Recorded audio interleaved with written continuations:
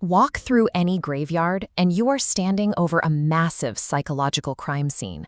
Below the dirt lie millions of unwritten books, unlaunched businesses, and brilliant ideas that died in the minds of their creators. These ambitions died because we allow the illusion of infinite time to protect us.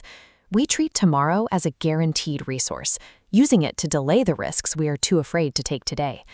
Ancient Roman philosophers used physical objects, the skull and the hourglass, to shatter this illusion. This practice of memento mori forced them to measure their daily actions against the hard reality of their own expiration. Author Robert Greene understood this scarcity intellectually until a stroke paralyzed the left side of his body. The sudden loss of physical function replaced his philosophy with a visceral, biological mandate to finish his work while he still could. Steve Jobs weaponized this perspective in his daily mirror test. He asked himself every morning if his scheduled tasks were worthy of his final day alive. If the answer stayed no, he ruthlessly stripped the unessential from his life. Facing the end of your life functions as a high-precision diagnostic tool. It provides the clarity needed to identify exactly where your daily inaction is murdering your potential. The awareness of death creates a sense of urgency, yet it simultaneously reveals a deep-seated internal resistance.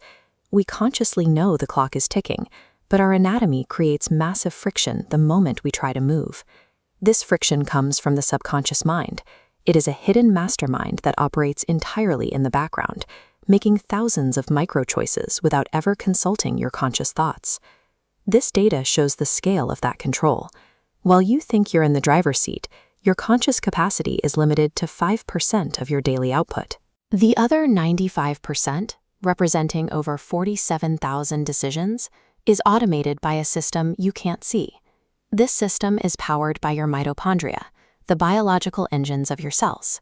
Your brain is evolutionarily hardwired to treat energy as a finite survival resource, meaning your subconscious is programmed to hoard power for emergencies. Your brain interprets modern ambition as a dangerous energy drain. When you try to push toward a difficult goal, it triggers a conservation protocol, flooding your body with exhaustion to force you to stay stationary. The resistance you feel is a biological hostage situation. Your long-term potential is being held captive by a prehistoric instinct that prioritizes immediate safety over future achievement. Laziness is a cognitive targeting error. It occurs when your attention fixates entirely on the immediate friction of a task, causing your brain to see only the cost of effort. This hyperfocus on struggle causes a dopamine crash. Without a clear signal on the immediate payoff, your neuroreceptors shut down, making the physical act of execution feel impossible. Humans have a built-in override for this crash. During childbirth, the brain endures extreme physiological trauma by hyper-focusing on the ultimate reward. This intense concentration on the payoff allows the body to endure pain that would otherwise be intolerable. Hacking your own energy requires using this same biological loophole. You must feed your subconscious a high-definition vision of the reward the second you wake up, before your brain has time to calculate the cost of the work. Mastery requires moving past the attempt to fight your instincts with willpower. You must instead trick your survival mechanisms into believing that capturing your goal is a biological emergency. Reprogramming the subconscious mutates fear into obsession.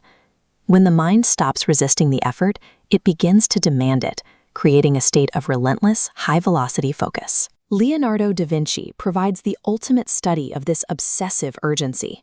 He operated at a frequency that bypassed the normal human limits of attention. Da Vinci's anatomical sketches reveal his deep obsession. He refused imagination, meticulously dissecting cadavers to map the literal physics of muscle and bone. He observed birds to reverse engineer their wings. These handwritten notes prove his work was the result of relentless data collection. History's geniuses are the visible result of extreme urgency driving relentless observation. They have simply mastered the physics of what happens when a mind treats its work as a matter of survival. In stage magic, the disappearance, the pledge, is merely the setup. The true value lies in the prestige, the spectacular return to the stage, where the magician reveals what they achieved in the dark. Many people are addicted to the pledge. They spend years in isolation, focusing on the feeling of self-improvement while failing to deliver a final product to the world. The universe is blind to your secret intentions. It responds only to the hard physics of action and reaction. If you do not force a tangible result into reality, your effort effectively does not exist.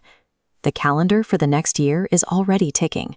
The time for internal negotiation with your own resistance has expired. The only metric that counts is your actual real-world execution. The internal saboteur has been unmasked. You are left with a choice to remain a hostage to your survival instincts or to use your own biology to engineer mastery.